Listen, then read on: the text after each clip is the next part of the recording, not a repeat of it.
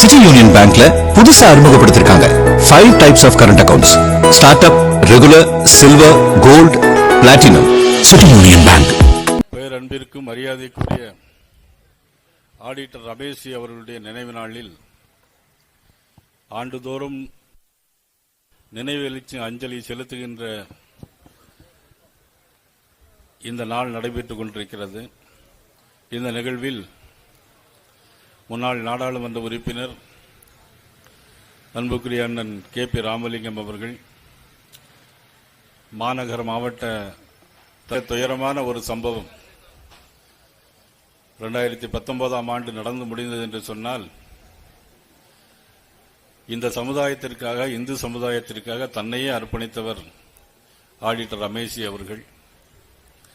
5/9/1961ஆம் ஆண்டு வெங்கட்ராமன் கமலா என்ற தம்பதிகளுக்கு, அந்த பெரியோர்களுக்கு பிறந்த ஒரு மாபெரும் சமுதாய தலைவர் ஆடிட்டர் ரமேஷ் என்பதை நாமும் அறிவோம், நாடும் அறியும்.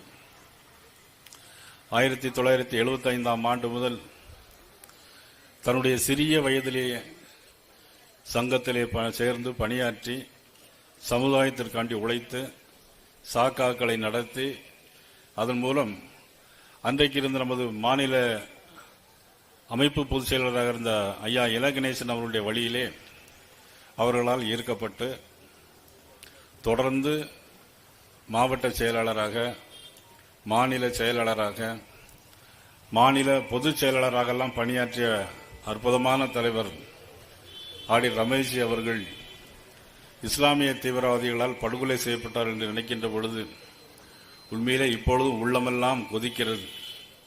அந்த அளவிற்கு இந்த நிகழ்வு என்பது ஒவ்வொருவருடைய தமிழ் சமுதாயம், இந்து சமுதாயத்தின் மனதிலும் நினைவிலும் நீங்காமல் இடம்பெற்றிருக்கிற ஒரு துயர சம்பவமாக இன்றைக்கும் நாம் அனைவரும் கருதி கொண்டிருக்கின்ற ஆடிட்டர் ரமேஷ் அவர்களுடைய நினைவு நாளில்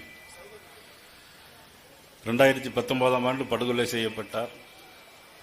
இன்றும் நீதிமன்றம் அவர்களுக்கு யார் யார் தவறு செய்தார்களோ அவர்களுக்கு நீதிமன்றம் தக்க தண்டனைகளை வழங்க வேண்டும் என்று இந்த நேரத்தில் கேட்டுக்கொள்வதோடு, அந்த குடும்பத்தாருக்கும் அனைவருக்கும் நாங்கள் என்றென்றும் உறுதுணையாக என்றென்றும் இருப்போம் என்பது நேரத்திலே தெரிவித்துக் கொண்டு, அவர்களுக்கு என்னுடைய நினைவு வேந்தலை இந்த நேரத்திலே பாரதிய ஜனதா கட்சியினுடைய சார்பாகவும் அனைத்து இந்து சமுதாய மக்களுடைய சார்பாகவும் தெரிவித்து விடைபெறுகிறேன்.